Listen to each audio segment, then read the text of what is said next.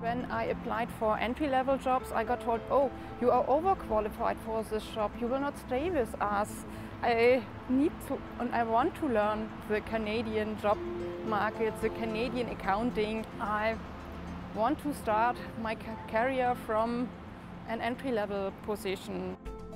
I've been working with skilled immigrants exclusively for about the past 25 years, and I found that there's a tremendous amount of potential for our labor market and for our workforce that is not being used in the workplace. We are the third largest utility in Canada, and we have 6,000 staff across the province. We've got a few folks in the room, myself. We're responsible for programs, and one of the major programs we have is diversity. And I'm going to talk about how we're trying to build a diverse workforce. We've got a large demographic bulge. So, at any given point, 1/5 of our workforce could retire. So we need to build succession plans and help to build the next generation of future leaders. Every contact is a network. So all of you, I don't know if you've met before, this is the first time you're meeting each other, you've just formed a network. Exchange numbers, exchange emails. Because as one person gets success, they will reap another person's success. At BC Hydro, where do most of our new employees come from? Referrals, exactly. They're our second strongest source. So every time you meet somebody on the bus, in the grocery store, you need to network. Introduce yourself, say who you are, what is your background, what you want to do, what you have to offer for the companies, and I think that will be very, very helpful.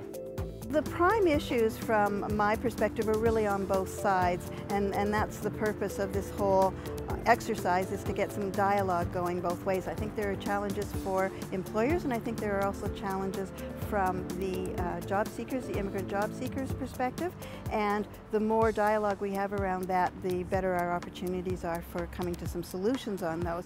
From an employer's point of view, when you're getting 100 applicants for a job, it's a kind of a daunting task to get them down to maybe 5 or 6 that you're going to interview, and it's often a numbers game. Really, as a prospective employer, what's beneficial is if we can see clearly from the resume and the cover letter where the related experience is. If you're hitting things in your covering letter, in your resume, that are directly tied to the posting, the qualifications, the experience, it certainly helps you make it to at least the maybe pile or to the interview pile. Organizations like Mosaic, Success are very, very helpful for new immigrants. I would recommend to every immigrant, go there, get the courses there, learn how to write Canadian cover letters, Canadian resumes, do Canadian interviews, and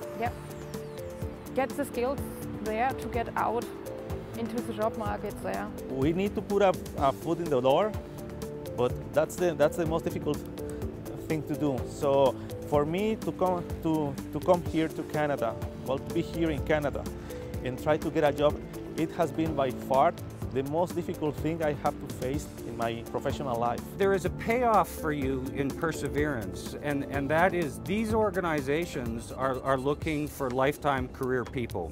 And they want to hang on to you, they want to hang on to your skills and capabilities, and they do want to hang on to what you have to offer as employees. I would like to ask employers to be more open to immigrants, to give the immigrants a chance, an opportunity to show themselves off and to show their skills. I think the potential for small business and local businesses to embrace diversity is massive. I think, the opportunity is right there. There's so many nonprofit associations in the Burnaby area that have deep talent pools waiting to get an opportunity. Just start small, maybe hire one person that's different, and I'm a big advocate of one ripple creates a wave of change.